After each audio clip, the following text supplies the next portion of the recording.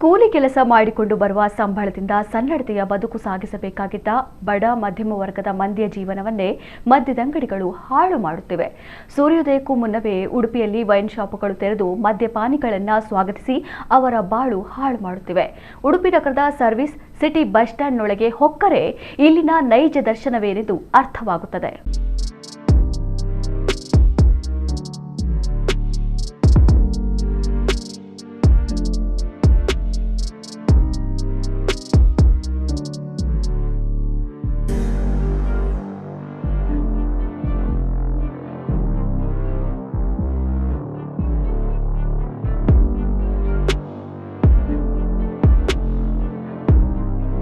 ಅಲ್ಲಿ ಸಿಗ್ತದ ಸರಬು ಸಿಗ್ತದ ಬೆಳಿಗ್ಗೆ ಎಷ್ಟು ಬೇಗ ಸಿಗ್ತದೆ?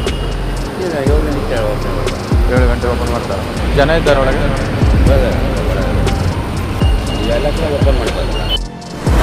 ಉಡುಪಿಯಲ್ಲಿ ಬೆಳ್ಳಂ ಬೆಳಗ್ಗೆ ವೈನ್ ಶಾಪ್ಗಳು ಓಪನ್. ಕುಡುಕರನ್ನ ಕೈ ಬೀಸಿ ಕರೆಯುತ್ತಿರುವ ಮದ್ಯದಂಗಡಿಗಳು. ಮದ್ಯದ ದಾಸರಾಗಿ ಜೀವನ ಹಾಳು ಮಾಡಿಕೊಳ್ಳುತ್ತಿರುವ ಯುವ ಜನತೆ. ಎಸ್, ಹೀಗೆ ಅಬ್ಬೆಪಾರಿಗಳಾಗಿ ಬಿದ್ದುಕೊಂಡಿರುವವರು ದೂರಿಗೆ ಹೋಗಲು ಬಸ್ಸು ಸಿಗದೆ ಮಲಗಿರುವ ಪ್ರಯಾಣಿಕರಲ್ಲ. ಕಂಠಪೂರ್ತಿ ಕುಡಿದು ನಡೆದಾಡಲಾಗದೆ ಅಲ್ಲೇ ಬಿದ್ದು ಗೊರಕೆ ಹೊಡೆಯುತ್ತಿರುವ ವಲಸೆ ಕಾರ್ಮಿಕರು, ಪಾನಪ್ರಿಯರು. ಇದು ಉಡುಪಿ ಖಾಸಗಿ ಸರ್ವಿಸ್ ಬಸ್ ನಿಲ್ದಾಣಗಳಲ್ಲಿ ಕಂಡು ಬರುತ್ತಿರುವ ನಿತ್ಯದ ದೃಶ್ಯ. ಉಡುಪಿ ನಗರದಲ್ಲಿರುವ ಬಹುತೇಕ ವೈನ್ ಶಾಪ್ಗಳು ಸೂರ್ಯೋದಯಕ್ಕೂ ಮುನ್ನವೇ ಬಾಗಿಲನ್ನ ತೆರೆದು ಪಾನಪ್ರಿಯರನ್ನ ಆಹ್ವಾನಿಸಿ ಅವರನ್ನ ಸೋಮಾರಿಗಳನ್ನಾಗಿ ಮಾಡಿ ದುಡಿದ ದುಡ್ಡನ್ನೆಲ್ಲ ಅಂಗಡಿಗೆ ಸುರಿಯುವ ಕೆಲಸವನ್ನ ಮಾಡ್ತಿವೆ. ಮದ್ಯದಂಗಡಿಗಳಿಗೆ ಯಾವುದೇ ಕಡಿವಾಣ ಹಾಕಲು ಮುಂದಾಗದ ಪೊಲೀಸ್ ಅಬಕಾರಿ ಇಲಾಖೆಯ ನಡೆಯಿಂದಾಗಿ ಕೂಲಿ ಕೆಲಸಕ್ಕೆ ತೆರಳುವ ಮುನ್ನವೇ ನೇರವಾಗಿ ಮದ್ಯದಂಗಡಿಗಳಿಗೆ ಹೊಕ್ಕು ಕುಡಿದು ಬಸ್ ನಿಲ್ದಾಣ ಪರಿಸರದಲ್ಲೇ ಕಾಲ ಕಳೆಯುವ ಮಂದಿ ಹೆಚ್ಚಾಗಿ ಕಂಡು ಬರ್ತಿದ್ದಾರೆ. ಇನ್ನು ಸಂಜೆಯಾಗುತ್ತಿದ್ದಂತೆ ಇಲ್ಲಿನ ಅವಸ್ಥೆ ಹೇಳತೀರದು.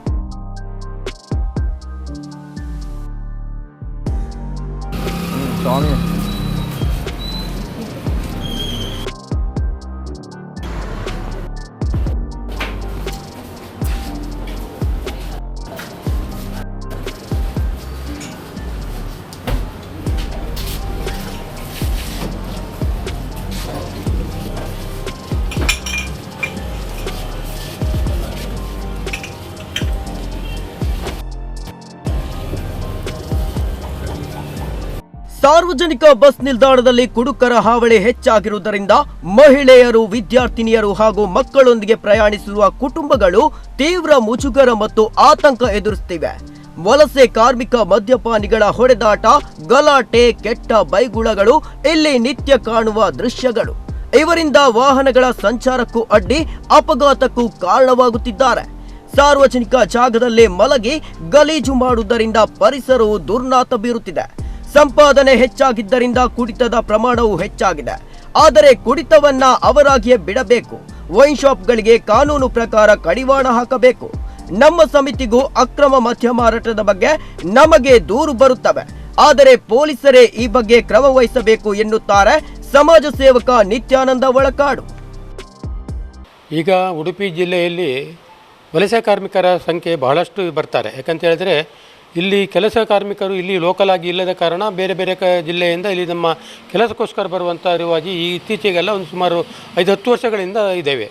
ಇಲ್ಲಿ ಏಕೆ ಅಂತ ಹೇಳಿದರೆ ಅಲ್ಲಿ ಅವರಿಗೆ ಸಂಪಾದನೆ ಕಡಿಮೆ, ಇಲ್ಲಿ ಉಡುಪಿಯಲ್ಲಿ ಸಂಪಾದನೆ ಜಾಸ್ತಿಗೆ ಇರುವಾಗ ಅವರಿಗೆ ದುಡಿದು ಸಾಕಾಗಿ ಕುಡಿತಾ ಬೇಕಂತ ಹೇಳಿದರೆ ಕುಡಿಬೇಕು ಎಂಬ ದೃಷ್ಟಿಯಿಂದ ಎಲ್ಲರೂ ಕುಡಿದು ಅದು ವಿಪರೀತವಾಗಿ ಕುಡಿತ ಜಾಸ್ತಿ ಆಯಿತು.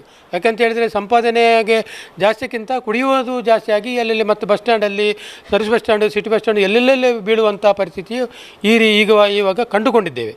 ಯಾಕಂತ ಹೇಳಿದರೆ ಈಗ ಪೊಲೀಸ್ನವರು ಕೂಡ ಅದಕ್ಕೆ ಭದ್ರತೆಯನ್ನು ಮಾಡ್ತಿದ್ದಾರೆ. ಅವರು ಎಷ್ಟು ಕುಡಿತದವರಿಗೆ ಏನು ಮಾಡಲಿಕ್ಕೆ ಸಾಧ್ಯ ಉಂಟು? ಏನು ಮಾಡಲಿಕ್ಕೆ ಬರೋದಿಲ್ಲ. ಅವರು ಕುಡಿತವನ್ನು ಅವರಾಗೆ ಬಿಟ್ಟರೆ ಮಾತ್ರ ಅದೊಂದು ಫಲಶ್ರುತಿ ಬರ್ಬೋದು ಅನ್ನೋದು ನನ್ನ ಅನಿಸಿಕೆ.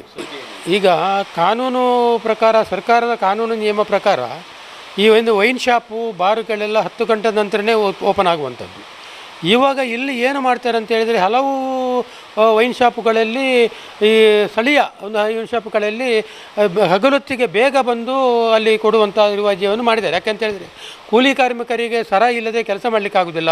ಹಾಗಿರುವಾಗ ಹಾಗೆ ಅವರಿಗೋಸ್ಕರ ಅವರು ಮಾರಾಟ ಮಾಡ್ತಾರಾ ಅಥವಾ ಇವರಿಗೋಸ್ಕರ ಇವರು ತಗೊಳ್ತಾರಾ ಅಂತೇಳಿ ನಮಗೆ ಹೇಳಲಿಕ್ಕೆ ಬರೋದಿಲ್ಲ. ಹಾಗಾಗಿ ಇಲ್ಲಿ ಬಹಳಷ್ಟು ಜನ ಬೆಳಿಗ್ಗೆ ಮುಂಜಾನೆ ಬೇಗ ಒಂದು 5-6 ಗಂಟೆ ಹೊತ್ತಿಗೆ ಎಲ್ಲರೂ ಸಾಧಾರಣ ಮಟ್ಟಿಗೆ 10 ಗಂಟೆಗೆ ಪಾನಮತ್ತ ಯಾವಾಗ ಆಗ್ತಾರೆ ಹಾಗೆ ರೀತಿಯಲ್ಲಿ ಪಾನಮತ್ತ ಆಗುವಂಥ ರಿವಾಜಿ ಇವಾಗ ಈ ಉಡುಪಿಯಲ್ಲಿದೆ. ಯಾಕೆ ಅಂತ ಹೇಳಿದರೆ ಅದೂ ಅಲ್ಲದೆ ಈ ಕೆಲವು ಕುಡುಕರು ಏನು ಮಾಡ್ತಾರೆ ಅಂತ ಹೇಳಿದರೆ ಕೆಲವು ವೈನ್ ಶಾಪ್ಗಳಲ್ಲಿ ಬೇಗ ಒಂದು ಮಧ್ಯಾಹ್ನವೇ ಬಂದು ಒಂದು 2-3-4 ಸಾವಿರ ರೂಪಾಯಿ ಖರೀದಿ ಮಾಡಿಸಿ ಅವರು ಮುಂಜಾನೆ ಬೇಗ ಬಂದು ಅವರು ಬಸ್ ಸ್ಟ್ಯಾಂಡಲ್ಲಿ ಕೊಡ್ತಾರೆ. ಯಾಕಂತೇಳಿದರೆ ಈಗ ಒಂದು 100 ರೂಪಾಯಿ ಕೊಡುವಷ್ಟನ್ನು 150 ರೂಪಾಯಿಗೆ ಮಾರಾಟ ಮಾಡಿದಾಗ 50 ರೂಪಾಯಿ ಅವರಿಗೆ ಗಳಿಕಾದರೆ ಅವರಿಗೆ ಕುಡಿಲಿಕ್ಕೆ ಆಗ್ತದೆ ಎಂಬ ದೃಷ್ಟಿಯಿಂದ ಅದೂ ಕೂಡ ಇದೆ. ಯಾಕಂತೇಳಿದರೆ ನಾವು ಎಲ್ಲ ವೈನ್ ಶಾಪುಗಳನ್ನು ದೂರ ಮಾಡಲಿಕ್ಕೆ ಬರೋದಿಲ್ಲ. ಯಾಕೆ ಅದು ಕೂಡ ಇಲ್ಲಿ ಅದನ್ನು ಕೂಡ ತಡೆ ಕಟ್ಟಬೇಕು. ಯಾಕೆ ಬೆಳಿಗ್ಗೆ ಮುಂಜಾನೆ 5-6 ಗಂಟೆ ಹೊತ್ತಿಗೆ ಬಸ್ ಸ್ಟ್ಯಾಂಡಲ್ಲಿ ಚೀಲ ಹಾಕಿ ನಿಂತುಕೊಂಡು ಸರಾಯಿ ಮಾರಾಟ ಮಾಡೋದು ಕೂಡ ಗೊತ್ತಾಗ್ತದೆ. ಯಾಕಂತೇಳಿದರೆ ಸರಾಯಿ ಕುಡಿಯುವವರ ಒಂದು ಸಂಖ್ಯೆಯೇ ಬೇರೆ ಇದೆ, ಕೆಲಸಕ್ಕೆ ಹೋಗುವವರ ಒಂದು ಸಂಖ್ಯೆ ಬೇರೆ ಇದೆ. ಹಾಗಿರುವಾಗ ಅದನ್ನು ನೋಡಿದರೆ ಗೊತ್ತಾಗ್ಬೋದು ನನ್ನ ಅನಿಸಿಕೆ. ಇನ್ನು ಉಡುಪಿ ಶಾಸಕ ಯಶ್ಪಾಲ್ ಸುವರ್ಣ ಅವರು ಕೂಡ ಮದ್ಯಪಾನಿಗಳಿಗೆ ಕಡಿವಾಣ ಹಾಕುವ ನಿಟ್ಟಿನಲ್ಲಿ ಪೊಲೀಸ್ ಇಲಾಖೆ ಸೂಕ್ತ ಕಾನೂನು ಕ್ರಮ ಕೈಗೊಳ್ಳಬೇಕೆಂದು ಒತ್ತಾಯಿಸಿದ್ದಾರೆ. ಉಡುಪಿಯನ್ನ ಕ್ಲೀನ್ ಸಿಟಿ ಮಾಡಲು ಕ್ರಮ ವಹಿಸುವುದಾಗಿ ಹೇಳಿದ್ದಾರೆ. ಪೊಲೀಸ್ ಇಲಾಖೆಯವರಿಗೂ ಕೂಡ ಸೂಚನೆಗಳನ್ನು ನೀಡಿದ್ದೇವೆ. ಈ ಒಂದು ಬಸ್ ಸ್ಟ್ಯಾಂಡ್ಗಳಲ್ಲಿ ಇವತ್ತು ಕುಡುಕರ ಸಂತೆಯಾಗಿದೆ.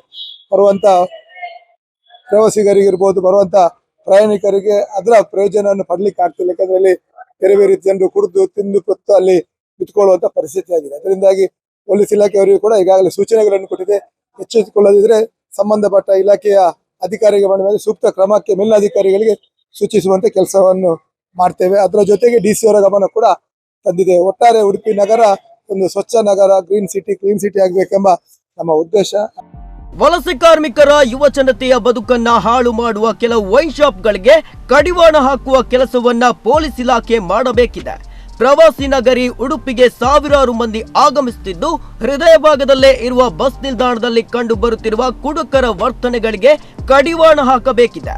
ಕಾನೂನು ಉಲ್ಲಂಘಿಸಿ ಮದ್ಯ ಮಾರಾಟ ಮಾಡುವ ಮದ್ಯದಂಗಡಿಗಳ ವಿರುದ್ಧ ಅಬಕಾರಿ ಇಲಾಖೆ, ಪೊಲೀಸ್ ಇಲಾಖೆ ತಕ್ಷಣ ಪರಿಶೀಲನೆ ನಡೆಸಿ ಕಾನೂನು ಕ್ರಮ ಕೈಗೊಳ್ಳಬೇಕಿದೆ. ಈ ಮೂಲಕ ಉಡುಪಿ ಕೃಷ್ಣನಗರಿಯನ್ನ ಸ್ವಚ್ಛ ಸುಂದರ ನಗರಿಯನ್ನಾಗಿ ಮಾಡಲು ನಾವೆಲ್ಲರೂ ಪಣ ತೊಡಬೇಕಾಗಿದೆ. ಪ್ರಮೋದ್ ಸುವರ್ಣ, ನಮ್ಮ ಕುಡ್ಲ ನ್ಯೂಸ್ 24/7 ಉಡುಪಿ.